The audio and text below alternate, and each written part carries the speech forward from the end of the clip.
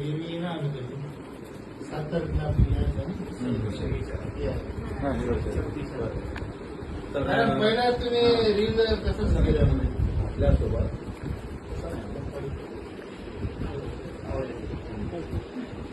Okay, मी म्हणजे reel start का केली, मला पहिल्यांदा स्वतःला कॅमेऱ्यात बघायला खूप आवडत होतं, म्हणजे फोटोशूट करायला वगैरे.